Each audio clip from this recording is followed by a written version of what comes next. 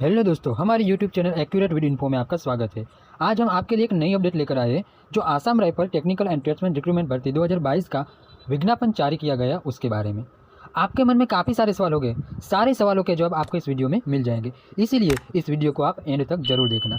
दोस्तों, ये फॉर्म आप सिर्फ ऑनलाइन ही भर सकते हो और इसकी तारीख 6 जून 2022 से लेकर 20 जुलाई 2022 तक ही आप ऑनलाइन आवेदन कर सकते हो। ये भर्ती के लिए टोटल 1281 जगह का नोटिफिकेशन जारी किया गया है। आप सोचते होंगे कि इसका ऑनलाइन आवेदन कैसे करें। दोस्तों, Assam rifle technical and tradesman recruitment भर्ती की ऑफिशियल वेबसाइट हमारे स्क्रीन पर भी दी गई है और इस वीडियो के नीचे डिस्क्रिप्शन में भी दी गई है।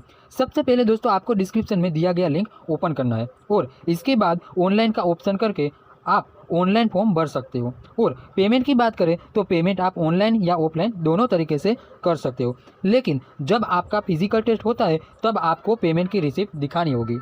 ये भर्ती राज्य और केंद्र शासित प्रदेश के अनुसार निर्धारित की गई है, इसलिए इसमें उम्मीदवार को डोमिसाइल और परमानेंट रेसिडेंट सर्टिफिकेट देना पड़ेगा। इस भर्ती की सभी अपडेट उम्मीदवार को एसएमएस या ईमेल के जरिए दी जाएगी, इसीलिए उम्मीदवार को उसका जो परमानेंटली नंबर है वो और ईमेल आईडी ऑनलाइन एप्लीकेशन में डालना होगा। इस एप्लीकेशन की फीस 100 रुपीज़ रखी गई है और SC ST या महिला उम्मीदवार या फिर एक सर्विसमैन उम्मीदवार के लिए कोई भी चार्ज नहीं होगा। दोस्तों, हम बात करते हैं फिजिकल टेस्ट कौन कौन सी जगह पर लिया जाएगा उसके बारे में। फिजिकल टेस्ट के लिए 6 जगह का सिलेक्शन हुआ है और वो 6 जगह दीपू आसाम, कार्बी एंगलोंग आसाम, सुखोवी नागालैंड, दीमापुर नागालैंड, सिलचर मासिमपुर आसाम और हाफलोंग आसाम। फिजिकल टेस्ट की हम डिटेल में बात करते हैं। इसमें हाइट, वेट और चेस्ट के लिए आपको छूटछाट लेने के लिए इसके अनुरूप सर्टिफिकेट देना होगा, जिसमें ST, गढ़वाली, कुमाऊनी, गोरखा, डोगरा और मराठा उम्मीदवार को छूट मिल सकती है। इस भर्ती में विकलांग उम्मीदवार आवेदन नहीं कर सकता है। अब इसके बाद हम बात करते हैं आयु मर्यादा यानी कि एज लिमिट की।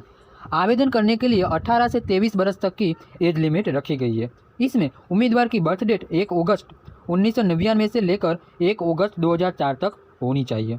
उसके बाद हम बात करते हैं SC ST उम्मीदवार की, उन्हें 5 वर्ष की छूट और OBC उम्मीदवार को 3 वर्ष की छूट दी गई है। आसाम राइफल में कारकुन की सेवा करते जनरल या OBC उम्मीदवार को 40 वर्ष की छूट दी जाएगी और ऐसे ही धार्मिक अध्यापक जनरल या OBC उम्मीदवार को 35 वर्ष तक की छूट दी जाएगी।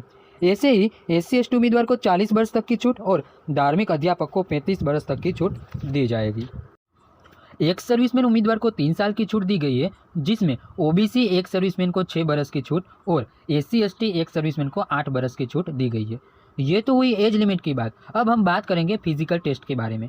इसमें हाइट मिनिमम 117 सेंटीमीटर और नॉर्मली चेस्ट 80 सेंटीमीटर से 85 सेंटीमीटर होनी चाहिए।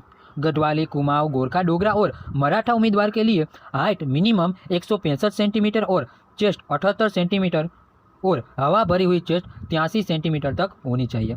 ST उम्मीदवार के लिए हाइट 162.5 सेंटीमीटर और चेस्ट 76 सेंटीमीटर होनी चाहिए और हवा भरी हुई चेस्ट 81 सेंटीमीटर तक होनी चाहिए।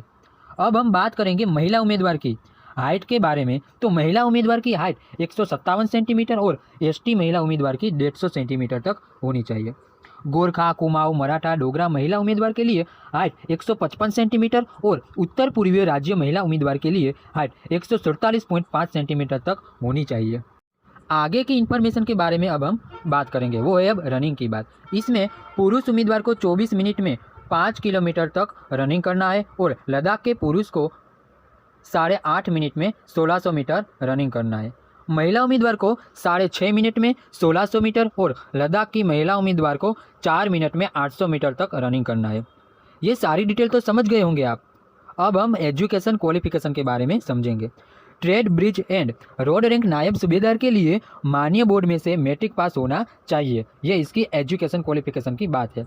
उसके बाद ट्रेड क्लार्क रैंक हवलदार के लिए 12वीं कक्षा पास और कंप्यूटर टाइपिंग में इंग्लिश में 35 वर्ड प्रति मिनट या फिर हिंदी टाइपिंग में 30 वर्ड प्रति मिनट से टाइपिंग होना चाहिए। ट्रेड रिलीजियस टीचर रैंक नायब सूबेदार के लिए संस्कृत या फिर भूषण में ग्रेजुएशन होना जरूरी है।